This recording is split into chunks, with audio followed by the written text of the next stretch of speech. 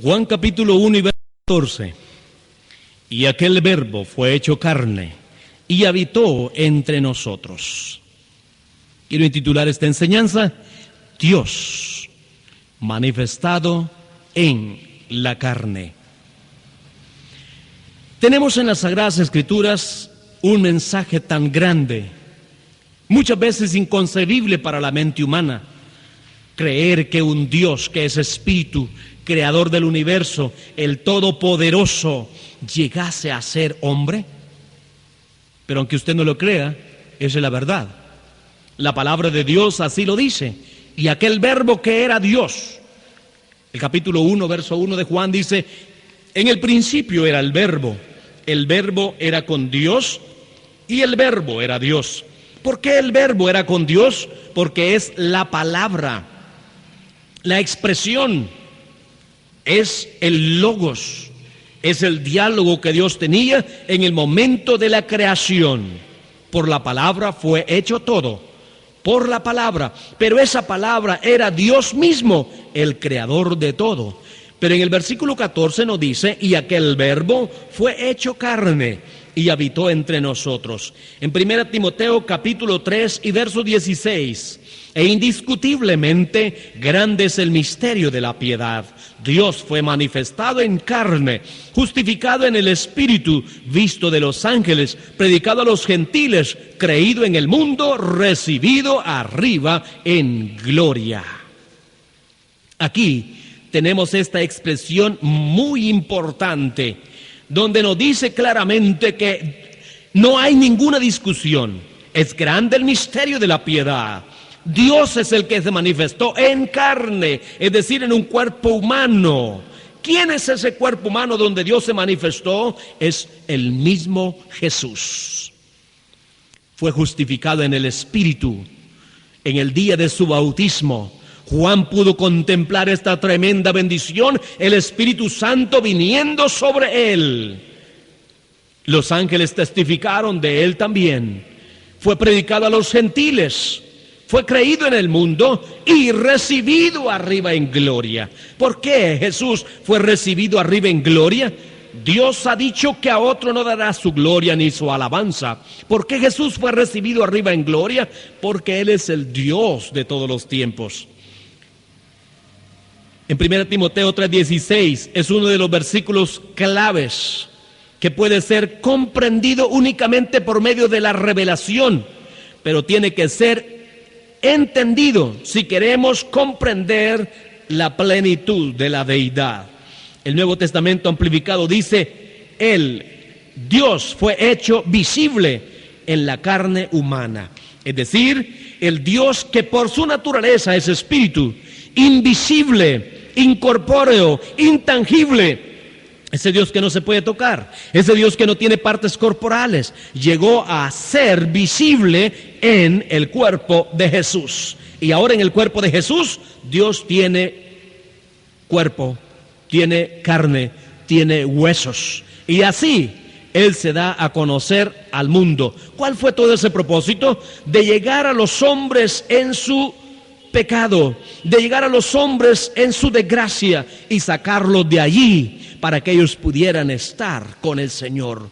En el pasado, Dios se manifestó en varias formas al hombre: en la creación, en el monte Sinaí, por las teofanías, en el tabernáculo. Dios se manifestó en cierta medida al hombre, y el hombre pudo tener un cierto conocimiento de Dios. Sin embargo, en las Escrituras que habla Dios siendo manifestado, tenemos el más grande conocimiento de Dios que se haya dado, porque en la encarnación Cristo es la imagen expresa del Dios invisible. Nos dice Hebreos capítulo 1 y verso 3.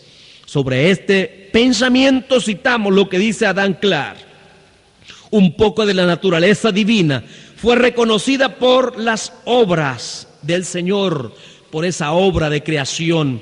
Un poco más se conoció por medio de la revelación mosaica, pero la completa manifestación de Dios, su naturaleza, sus atributos, nos llegan únicamente a través de la revelación de Cristo.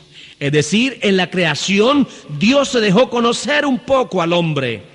Ese Dios que nunca ha querido ser ignorado. Dios no se complace en ser ignorado la gente. Dios ha querido ser lo más posible comprensible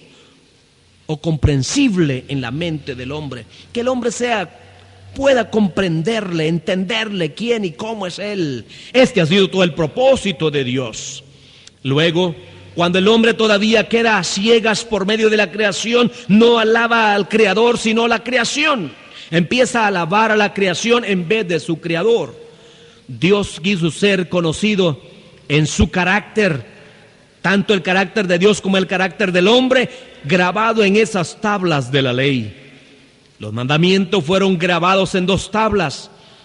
Una tabla contenía 4 mandamientos que son de tipo teológico, dirigidos a una adoración correcta a Dios.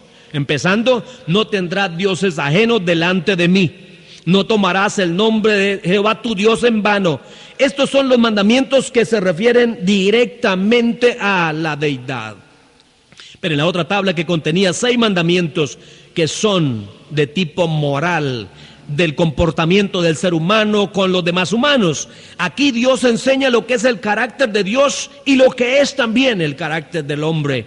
Así Dios está empezando a revelar más y más al hombre.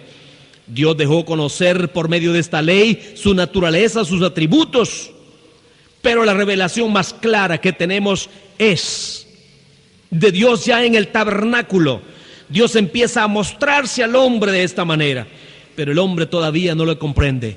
Y la última revelación de Dios que tenemos, donde todo queda completamente claro, que el velo ha sido corrido, que el hombre comprende, es en Cristo Jesús.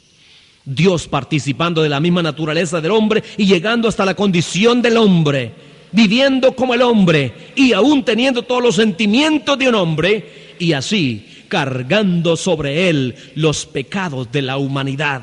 Dios se creó ese cuerpo con ese propósito de llevar el pecado del hombre y así declararlo salvo.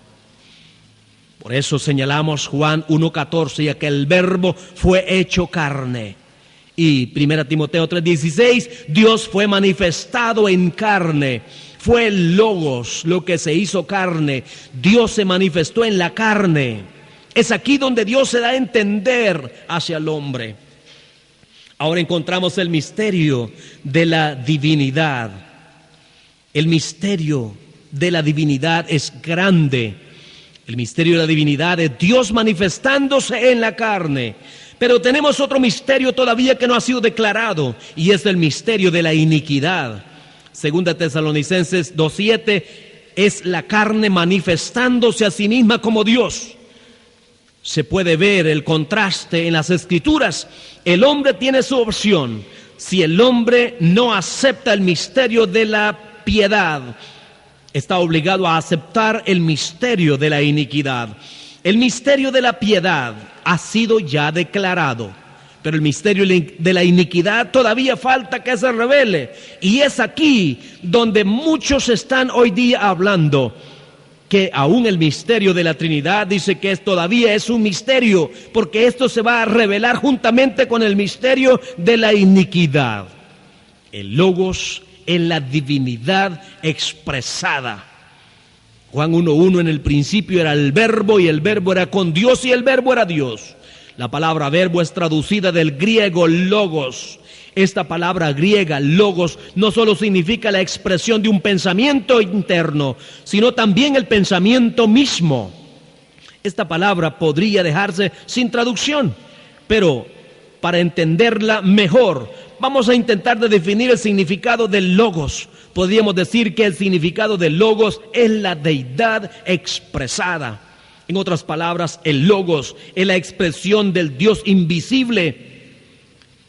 Hay varias declaraciones que nos señalan la expresión de la persona, del pensamiento y de la deidad. Lo mismo que el pensamiento de un hombre y la expresión de ese pensamiento no pueden ser separados del hombre mismo. Así es Dios. Dios y la palabra son una misma cosa y es esencial, parte de su propio ser, cuando hablamos, lo que hablamos como personas somos responsables de lo que decimos y vamos a responder por lo que decimos. De igual manera es Dios. Dios y su palabra son una misma unicidad. No de otra persona, no de otro Dios. La Escritura dice claramente, siendo la inspiración de Dios. Jesucristo posee una naturaleza dual. Dice Romanos 9:5, ¿de quiénes son los patriarcas? Según la carne vino Cristo. Cuando dice aquí según la carne vino Cristo, nos está dando ese origen humano, ese origen de la naturaleza humana, pero dice el cual es Dios sobre todas las cosas. Aquí encontramos, cuando dice el cual es Dios, aquí encontramos esa doble naturaleza de Jesús. Como hombre, nació de una mujer, como hombre, oró, ayunó, fue bautizado y tuvo hambre, sueño, cansancio, durmió, también lloró, como hombre tuvo miedo, como hombre llegó hasta la cruz, como hombre fue crucificado, como hombre aún murió y como hombre fue sepultado. Pero como Dios perdona al hombre sus pecados, sana paralíticos, levanta leprosos, levanta también a los ciegos, reciben la vista, los sordos oyen, los mudos hablan y los muertos resucitan. Y no solo eso, sino también Él resucitó de entre los muertos. Jesucristo en la encarnación tuvo una naturaleza dual, divinidad y humanidad. Hay que tener en cuenta que Jesucristo no fue dos personas, ni tuvo dos personalidades. Él fue el Dios hombre, la palabra encarnada, Dios manifestado en carne, como un ser humano. Él fue el Hijo, como Dios Él fue el Padre. Como el Hijo Él habló muchas veces y actuó como un hombre. Como Padre Él muchas veces habló y actuó como Dios. Una vez que esta verdad sea comprendida, de abrir la puerta a un entendimiento claro sobre quién es realmente Jesucristo, el Dios Todopoderoso, que es Cristo Jesús, es nuestro Salvador. Estimado amigo, estimado hermano, recíbele en tu vida, en tu corazón, y encontrarás realmente que Dios quiere abrir tu corazón para que entiendas esa verdad. ¿Sabes que Jesucristo no es el Hijo eterno? ¿Por qué? La Biblia dice claramente, Juan capítulo 1 verso 14, que el verbo fue hecho carne, habitó entre nosotros, vimos su gloria, gloria como del unigénito del Padre. Juan 3:16, porque de tal manera amó Dios al mundo que ha dado a su Hijo unigénito, para que todo aquel que en Él cree no se pierda, mas tenga la vida eterna. Aquí encontramos donde dice que Dios ha dado a su Hijo unigénito. Y encontramos en Hechos 13:33, mi Hijo eres tú, yo te he engendrado hoy. Entonces no es el Hijo eterno porque tuvo un principio.